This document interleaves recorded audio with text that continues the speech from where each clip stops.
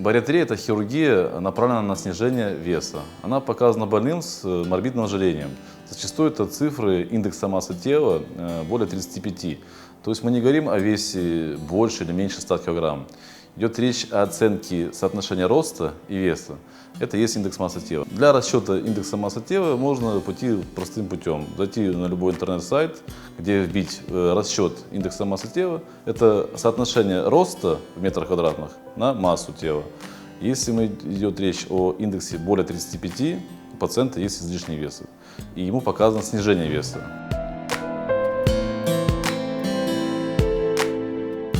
Если у человека уже есть какие-то осложнения, связанные с повышенной массой тела, к примеру, болезнь суставов, сложно представить, что пациент с повышенной массой тела, с болями в ногах пойдет заниматься спортом. Это практически невозможно.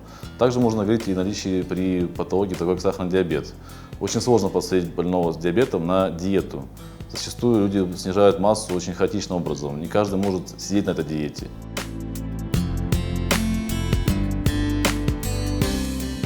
Хирургические методы могут быть разные. То есть, если идет речь о пациенте с индексом массы тела 35 в молодом возрасте, естественно, мы начнем с менее инвазивного способа. Мы стараемся избежать какой-то операции. Мы предложим ему поставить баллон. То есть, этот баллон, как протез, он займет полость желудка, и у человека уйдет желание употреблять пищу. Если же у пациента имеется уже осложнение в таком виде, как сахарный диабет, индекс массы тела превышает 50, то есть это очень тучные люди, с кучей сопутствующей патологии, здесь предпочтительно использовать шунтирующие методы, обходные. То есть уменьшается объем желудка и изменяется пассаж пищи. Мы подшиваем кишку к культе желудка. Тем самым пищевой комок проходит меньший путь и меньше всасывается. Наиболее оптимальным и удобным вариантом для снижения веса является рукавная резекция, то есть уменьшается объем желудка. Помимо того, что человек не может съесть определенный объем пищи, он съедает меньше, чем раньше, меньшие порции. У него уходит чувство голода, меняются вкусовые привычки, вкусовые повадки. На сегодняшний день это считается золотым стандартом снижения веса. Операция проводится, как правило, лапароскопически, то есть это позволяет избежать больших разрезов. На животе делается 4-5 проколов, минимизируем травму для организма. Это, в свою очередь, позволит вызвать раннюю реабилитацию. Как правило, человек через 2-3 дня, если человек возрастной, через 4 он уходит домой, причем уходит в компенсированном состоянии.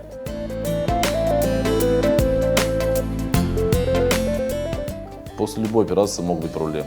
После бариатрических операций процент довольно-таки большой. До 2-3% после любой операции возникают такие осложнения, как несостоятельность швов. То есть тот шов, который мы произвели, он может развалиться. И это приведет к плачевным последствиям. Это существенное осложнение после операции, вплоть до летального исхода. Мы должны это понимать.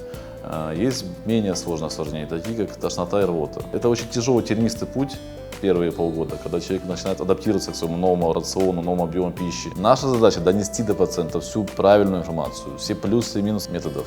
И при правильном подборе типа операции риски, которые могут возникнуть, сведены к минимуму. Противопоказанием к этой операции является поливалентная аллергия, то есть человек аллергик с широким спектром аллергенов, ранее перенесенный инфаркт или инсульт не позднее, чем полгода. В общем, все остальное можно купировать, и к этой операции подготовить пациента можно практически любого.